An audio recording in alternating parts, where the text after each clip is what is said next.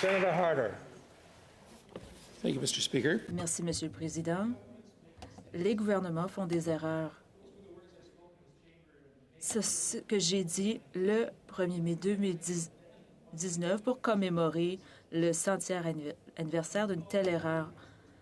Lorsque le décret suivant est adopté par le gouvernement du Canada, il se lit comme suit. Entendu que le ministre de l'Immigration et de la Colonisation signale qu'en raison des conditions qui prévalent à la suite de la guerre, un sentiment généralisé existe dans tout le Dominion, et plus particulièrement dans l'ouest du Canada, selon lequel des mesures devraient être prises pour empêcher l'entrée au Canada de toutes les personnes qui peuvent être considérées comme indésirables en raison de leurs coutumes, habitudes, modes de vie et méthodes de détention de biens qui leur sont propres. Ces personnes ne seront pas susceptibles de s'assimiler facilement ou d'assumer les devoirs de responsabilité de la citoyenneté canadienne dans un délai raisonnable.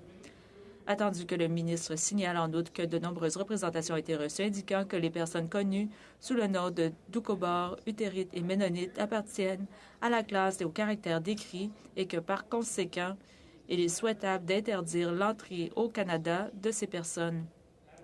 Cet arrêté a empêché mes parents, ma famille et des milliers d'autres Ménonites qui avaient demandé à venir au Canada depuis l'Union soviétique. Ils étaient donc coincés.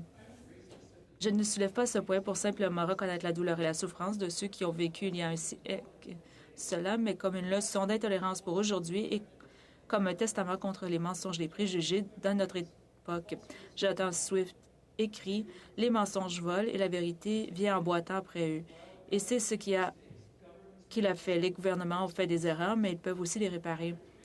3 ans plus tard, il y a exactement 100 ans aujourd'hui, le 2 juin 1922, le gouvernement du Canada, leur nouvellement élu, a annulé ce décret en disant « Il plaît à son Excellence le gouverneur général en conseil sur la recommandation du ministre de l'Immigration et de la Colonisation par intérim d'ordonner que le décret du 9 juin 1919 interdisant le débarquement au Canada de tout immigrant des classes Doukhobor, Utaritiennes et Ménonites soit est par la présente annulé en ce qui concerne les Utériens et les Ménonites.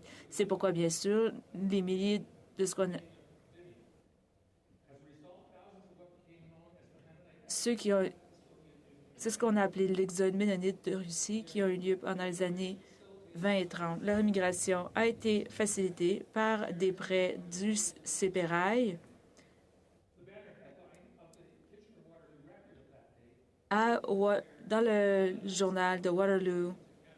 On dit que les Ménonites sont maintenant libres d'entrer au Canada et l'annonce promulguée permettait l'immigration au Canada était annoncée par le gouvernement libéral et grâce aux efforts de W.D. Wheeler, député, selon des informations reçues par le représentant de la galerie de presse du Record à Ottawa.